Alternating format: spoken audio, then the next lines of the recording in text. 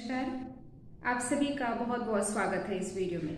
मैं स्मिता और आप देख रहे हैं आत्मा से परमात्मा तक। पिछले वीडियो में हमने ये जानने की कोशिश की कि कैसे आत्मा और शरीर एक दूसरे पर निर्भर हैं, एक दूसरे के बिना अपूर्ण है, और कैसे हमारी आध्यात्मिक यात्रा के लिए ये ज़रूरी है कि हम शरीर के साथ साथ अपनी आत्मा की ज़रूरतों की भी पूर्ति करें। तो आज के इस वीडियो में हम जानेंगे कि कैसे आत्मा अपना शरीर चुनती है, कैसे ये तय होता है कि वो किस स्थान पर जन्म लेगी, किस घर परिवार में जन्म लेगी और अपने उद्देश्य को कैसे आगे लेकर जाएगी। तो शुरू करते हैं आज का वीडियो। आत्मा हर एक शरीर में रहते हुए अलग अलग एक्सपीरियंसेस गेन करती है। जीव जंतु, पशु पक्षी, पेड़ पौधे और मनुष्य, इन सारे शरीरों में से आत्मा एक एक करके चीज सीखती है, समझती है। जीव जंतु, पशु पक्षी, ये जो योनि है इसे भोग योनि कहते हैं, क्योंकि आत्मा इन शरीरों में भोग भोगने के लिए जन्म लेती है। पीड़ा, कष्ट, दुख, दर्द, इन सारी निचले स्तर के सारे भोग वो इन शरीरों में रहते हुए भोगती है, चीजें सीखती है।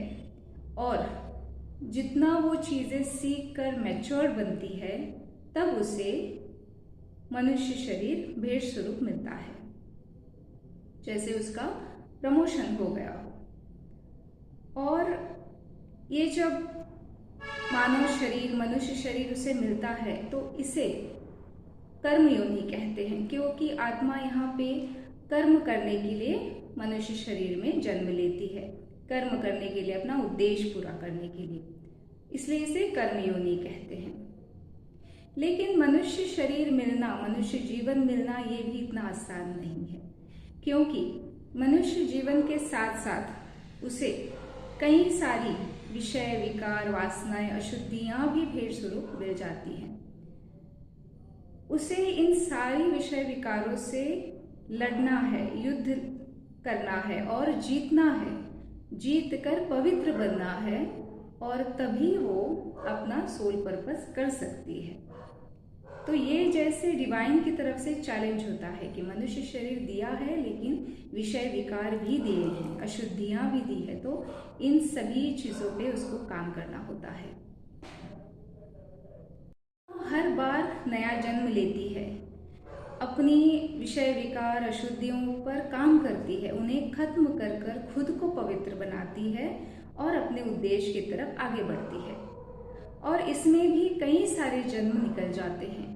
इन चीज़ों में भी वो बार बार जन्म लेती है, मनुष्य शरीर में बार बार अपनी कमियों पर काम करती है, अपने उद्देश्य की तरफ बढ़ती है और फिर से नया शरीर पाती है, क्योंकि शरीर सिर्फ ज़्यादा से ज़्यादा 100 साल तक मिलता है किसी को, लेकिन उद्देश्य बड़ा होता है आत्मा का, तो उसे बार बार जन्म लेना पड़ता है।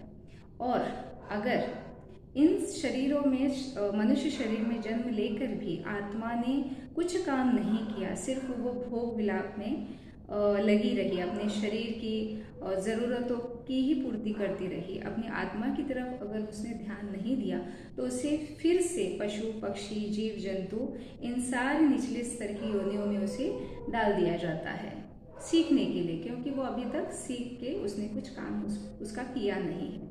इसलिए तो ऐसे ही हर एक आत्मा का सफर जारी है। हर एक आत्मा अपना उद्देश्य पूरा करके परमात्मा में विलीन होने की दौड़ में शामिल है, जैसे कि एक मैराथन चल रहा है, आत्माओं का मैराथन चल रहा है, कोई आगे है, कोई पीछे है, कोई सारे परमात्मा में विलीन होने की दौड़ में शामिल है।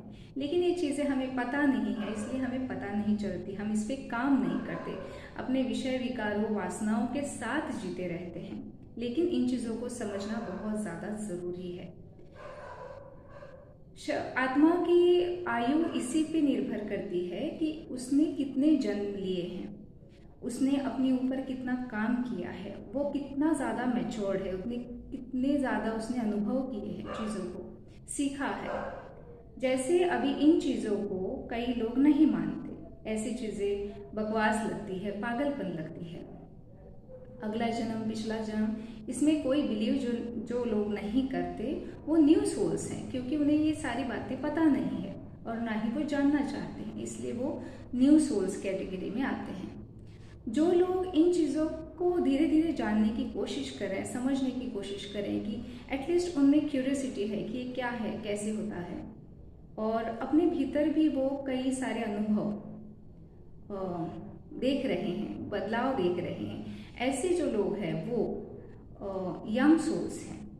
और जिन लोगों को इसके बारे में पता चल चुका है, जिन लोगों ने अपने ऊपर काम करना शुरू कर दिया, अपनी वासनाओं को, विकारों को कम करना शुरू कर दिया है, अपने सोल पर्पस को जो लोग पहचान चुके हैं, जो लोग आगे बढ़ रहे हैं, अपने सोल पर्पस में लग गए हैं, शरीर को भूलकर आत्मा की पूर्ति कर रहे हैं ज़रूरतों की, वो जो लोग हैं, वो जो आत्माएं हैं, वो है ओल्ड सोल्स।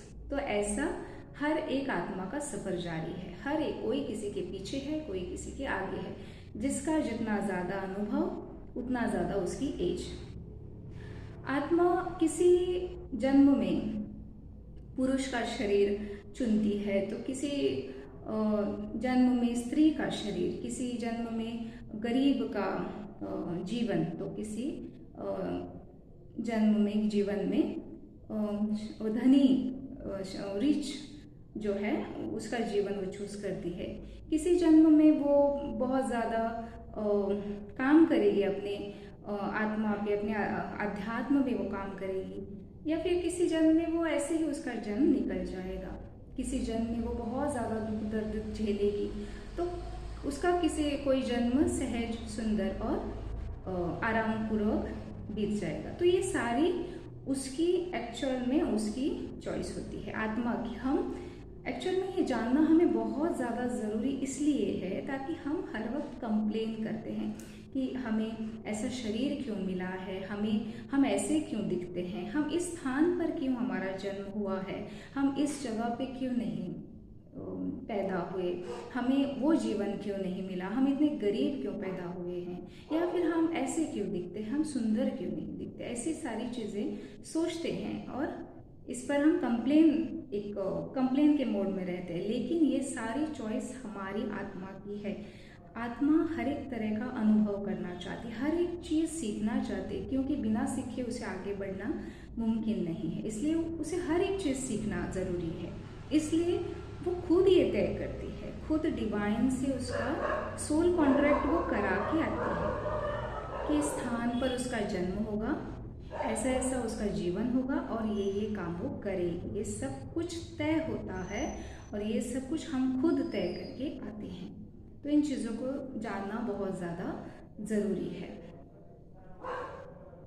जन्म लेने के लिए, यानी हम जन्म लेने के लिए ऐसा स्थान चुनते हैं जिस स्थान पर रहकर कोई आत्मा उसे दिया गया हुआ सोल पर्पस जो है वो पूरा कर सके। जैसे अगर किसी का सोल पर्पस है कि उसे मदर अर्थ को पहले जैसा हरा भरा बनाना है, बहुत ज़्यादा हरियाली लानी है, तो उसे ऐसी जगह, ऐसा स्थान वो चूज़ करेगी जहाँ पर बहुत ज़्यादा पेड़ कट रहे हैं, बहुत ज़्यादा जंगल खत्म किए जा रहे हैं, बहुत ज़्यादा शहर बन रहे हैं, बहुत ज़्यादा बिल्डिंग्स निकाल रहे हैं लोग अपने फ़ायदे के लिए। तो ऐसे स्थान को वो चूज़ करेगी, वहाँ पे जन्म लेगी, इन चीज़ों को देखेगी, और जब उसका आत्मा से अपने मिलन होगा, वो, क्योंकि हमें जन्म के बाद सारी हमारी याददाश्त चली जाती है, हमारी आत्मा को हम नहीं पहचानते। जन्म से पहले हमें सब कुछ पता होता है कि हम कौन हैं और किस लिए कहाँ जा रहे हैं। लेकिन जब हम अपने ऊपर काम करते हैं, विषय वासनाओं को कम करते हैं, अब खुद को हील करते हैं, तब कब जाके हमें ये पता चलता है कि हमारा सोल पर्पस क्या है और हम यहाँ पे क्यों आए हैं। तब वो आत्मा उस स्थान पर काम करने लग जाती है। उसे घर परिवार वाले भी लोग ऐसे मिलेंगे कि जो उसे पीछे खींचेंगे, उसे सपोर्ट नहीं करेंगे, बहुत ज़्यादा सपोर्ट नहीं करेंगे, उसे अपने फ़ायदे का सोचने के लिए कहेंगे। तो ये सब कुछ तय होता है, और ये इसलिए तय होता है क्योंकि अगर हमें किसी ने सपोर्ट किया तो हमारी खुद की शक्तियों को कभी नहीं जान सकेंगे, जो हमारी असीम शक्तियाँ हम उसे नहीं पहचान सकेंगे और खुद के पैरों पर खड़ा होकर हम ये काम नहीं करेंगे। इसलिए हमें कोई भी सपोर्ट, जो भी आत्मा सोल पर्पस के लिए आगे बढ़ रही है, उसे कोई सपोर्ट नहीं किया जाता। बाद में जब वो अवेकन पूरी तरह से हो जाते हैं, जब उसका सोल पर्पस स्टार्ट हो जाता है, तो और भी जो सोल्स हैं जो तय है कि उसे आकर सपोर्ट करने वाले हैं और उनका एक ही उद्देश्य है, ऐसे सारी सोल्स बाद में एक जगह आएंगी और एक दूसरे को सपोर्ट करते हुए इस मदर अर्थ के लिए, इस यूनिवर्स के लिए काम करेंगी। तो ये सब कुछ ऐसे सब कुछ तय होता है। अब हम एक एग्जांपल से मैं आपको बताना चाहूँगी कि अगर एक इंसान अपना कोई काम करने के लिए पैदल चल रहा है, तो अगर उसे गाड़ी दी जाए कि ले लो भैया, ये गाड़ी लेकर आप अपना काम कर लो, तो उसके लिए कितना ज़्यादा आसान हो जाएगा कि एक गाड़ी उसे मिल रही है तो वो इस गाड़ी से बहुत ही जल्दी अपनी डेस्टिनी तक पहुंचेगा, अपना काम कर सकेगा। तो उसी तरह हमारी आत्मा, जैसे एक पैदल व्यक्ति है तो वो हमारी आत्मा है, उस आत्मा के लिए गाड़ी दी गई है, जैसे एक शरीर। ये शरीर हमें जहाँ तक हमें जाना है, जहाँ पर जाना है, जो काम करना है, ये करने के लिए हमें ये शरीर दिया गया है। ये शरीर सिर्फ भोग विलास में जीने के लिए, अपने ऊपर मौज मस्ती करने के लिए नहीं दिया गया है।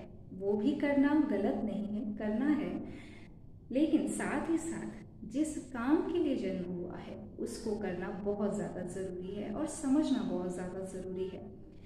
तो उस गाड़ी पर जो इंसान अभी स्पीड देगा, जितनी स्पीड से वो ये काम करने लगेगा, वो स्पीड यानी हमारी चेतना है। जितना ज़्यादा हम हमारी चेतना को बढ़ाएंगे, हम उतना ज़्यादा पूर्ण जीवन जी सकेंगे और अपने उद्देश्य तक जल्दी पहुंच सकेंगे। तो आज का ये पूरा वीडियो हो गया इस पर कि आत्मा कैसे निर्णय लेती है, कैसे शरीर चुनती है, स्थान चुनती है, कैसे घर परिवार चुनती है। ये हुई ये बात। और अगले वीडियो में हम जानेंगे कि आत्मा कैसे उसका शरीर जो है वो आत्मा को कैसे उपयोगी पड़ता है और कितना उपयोगी पड़ता है, और कौन कौन से कारण है, वजह है जिसके कारण आत्मा अपना शरीर त्याग देती है। तो ये सारी चीज़ें देखेंगे अगले वीडियो में। आप जुड़े रहे, बने रहे और खुश रहे, मुस्कुराते रहे और सबसे ज़्यादा ज़रूरी चीज़ प्रकृति से जुड़े रहें। धन्यवाद।